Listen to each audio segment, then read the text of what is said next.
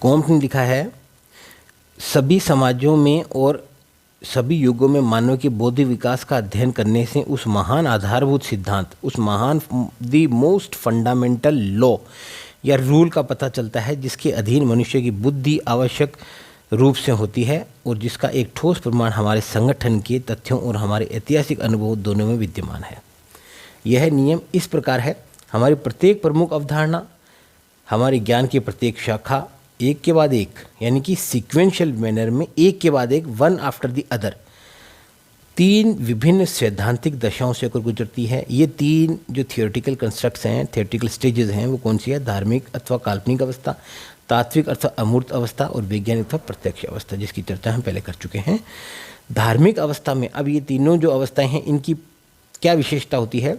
धार्मिक अवस्था में सृष्टि का जो आवश्यक प्रकृति की खोज करने में या प्राकृतिक घटनाओं में घटित होने के सर्वप्रमुख तो अंतिम कारणों, कोज, क्यों और कैसे, क्या और कैसे, क्या हो रहा है और क्यों हो रहा है, कैसे पर जोर नहीं दिया जाता है। What is and why is so. बिजली कड़की, क्यों कड़की? क्योंकि ईश्वर हमसे रुष्ट है या ईश्वर हमें कुछ विशेष प्रकार का मैसेज देना चाह रहा है। बस यहीं तक उनका चिंतन था। तो विभिन्न घटनाओं के घटित होने के सर्वप्रमुख तथा अंतिम कारण, उत्पत्ति व उद्देश्यों को जानने के, यानी कि प्रक्रिया पर जोर नहीं दिया जाता था। कैसे हुआ, इस पे जोर नहीं दिया जाता। प्रक्रिया पे कोई जोर नहीं था। प्रथम कारण और परिणाम, कारण क्या है और उसका परिणाम क्या है, इन्हीं पे जोर दिया जाता था। प्रक्रिया पे जोर नहीं दिया जाता था।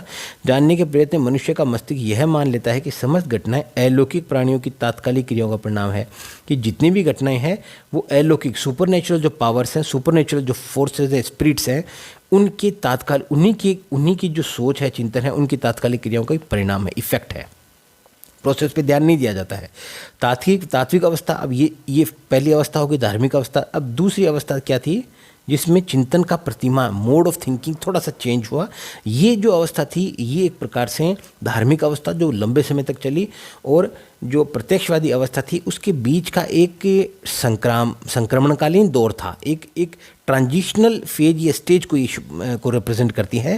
तात्विक अवस्था में, जो कि प्रथम अवस्था का एक संशोधन मात्र है, ये कंटिन्यूटी है, एक तरह से बिल्कुल अपोजिट कुछ भी नहीं है, कंटिन्यूटी में है।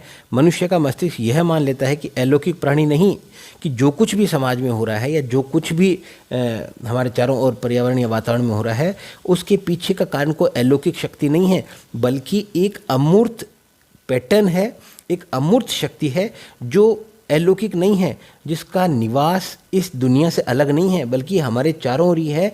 प्रकृति में ही वो अमूर्त शक्तियाँ निहित है, और इन अमूर्त शक्तियों का एक प्रतिमान है, जिसकी वजह से विभिन्न प्रकार की घटनाएं ठीक उसी रूप में हो रही है जो उस प्रतिमान के अनुसार स्थापित की गई है। एब्स्ट्रैक्ट पावर्स है, नॉट सुपर नेचुरल पावर्स। तो हम एक तरह से देखें तो हमने जहाँ पहले हम ऊपर की ओर देख रहे थे किसी भी चीज़ की व्याख्या करने के लिए, हम थोड़ा नीचे आए और अब अपने चारों ओर एक अमूर्त शक्ति की ओर देख रहे हैं। अभी भी उस समय भी अमूर्त, लेकिन अलौकिक थी, अब है अलौकिक नहीं, पारलौकिक, यही है, इहलौकिक लेकिन अमूर्त, जो कि सभी जीवों में अंतर्निहित होती है, समस्त घटनाओं का उत्पन्न करती है या उनका समस्त घटनाओं को जन्म देती है। कौन सी? अमूर्त, एब्स्ट्रैक्ट जो पावर्स हैं या एब्स्ट्रैक्ट पैटर्न्स हैं। अब ये तीसरी अवस्था ही अंतिम अवस्था, अब उन्होंने इसको अंतिम अवस्था माना है, और सर्वश्रेष्ठ अवस्था भी उन्होंने माना है प्रत्यक्षवादी अवस्था को। अंतिम अथवा प्रत्येक अवस्था में मनुष्य का मस्तिष्क निरपेक्ष धारणाओं, विश्व की उत्पत्ति और लक्ष्य तथा घटनाओं के कारणों की व्यर्थ खोज को त्याग देता है।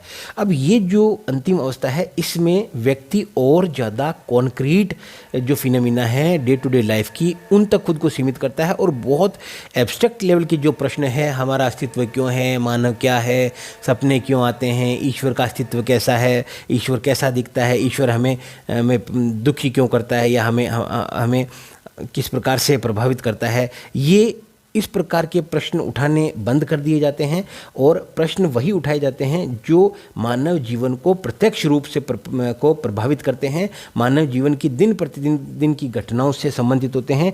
गरीबी क्यों है, गरीबी के कारण क्या हैं, गरीबी कैसे दूर की जा सकती है, असमानता क्या होती है, आर्थिक विकास कैसे किया जा सकता है, क्लाइमेट चेंज क्यों हो रहा है। तो एक तरह से धीरे धीरे मानव की जो सोच थी, चिंतन थी, उसका स्वरूप बदलता गया। व्यक्ति अब अमूर्त अलौकिक घटनाओं पर चिंतन करना बंद कर दिया और उसने उन्हीं घटनाओं या उन्हीं प्रश्नों के जवाब ढूंढने की कोशिश की जिन प्रश्नों का जवाब वह वैज्ञानिक पद्धतियां, जिसको हम बोलते हैं प्राकृतिक विज्ञान में यूज़ होने वाली जो वैज्ञानिक पद्धतियां हैं, निरीक्षण, परीक्षण, तुलना और आपके अवलोकन की, प्रत्यक्ष अवलोकन की, उन्हीं के माध्यम से जिन प्रश्नों का उत्तर दिया जा सकता है, केवल उन्हीं प्रश्नों तक खुद को सीमित रखा। और यहीं से एक तरह से प्रत्यक्षवादी जो चिंतन अवस्था है और इसी के समानांतर प्रत्यक्षवादी सामाजिक सांस्कृतिक जो व्यवस्था है, एक युग है, एक समाज का प्रतिमान है, उसकी उत्पत्ति हुई। उनके नियमों के अर्थात उनके अनुक्रम में समरूपता के विचार संबंधों के अध्ययन में लग जाता है। ठीक है।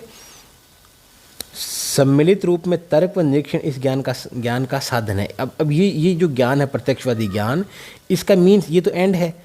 अब इसके मीन्स क्या है? इसके मीन्स है तर्क मतलब लॉजिक, रैशनैलिटी, और निरीक्षण मतलब एम्पिरिकल स्टडीज, एक्सपेरिमेंट्स। जो सत्य वही है जिसका परीक्षण किया जा सकता है, जिसका निरीक्षण किया जा सकता है, जिसको तर्क के आधार पर सिद्ध किया जा सकता है, तर्क के आधार पर जिसकी तर्क की कसौटी पर जिसको मापा जा सकता है। तथ्यों की व्याख्या यानी कि इंटरप्रिटेशन या एनालिसिस ऑफ फैक्ट। इस कथन से जो कुछ आज हम समझते हैं वह केवल सामान्य तथ्यों के बीच संबंध की स्थापना मात्र है। इन सामान्य तथ्यों की संख्या विज्ञान की प्रगति के साथ साथ निरंतर घटती जाती है। अब ये एक थोड़ा सा कॉम्प्लिकेटेड यहाँ आइडिया है कि जैसे जैसे वैज्ञानिक चिंतन अधिक सक्षम होता जाता है, वैज्ञानिक चिंतन अधिक स्पष्टता की ओर बढ़ने लगता है, वैसे वैसे एक तरह से जनरलाइजिंग कैपेसिटीज़ हैं, सामान्यकरण करने की जो हमारी योग्यता है वैज्ञानिक चिंतन की, वो बढ़ती जाती है और बहुत ज़्यादा स्पेशलाइजेशन ना होकर सामान्यकरण, ज्ञान का सामान्यकृत रूप उभरने लगता है। 3 स्तरों के नियम की व्याख्या कॉम्ट के उपरोक्त कथन से स्पष्ट हो जाती है।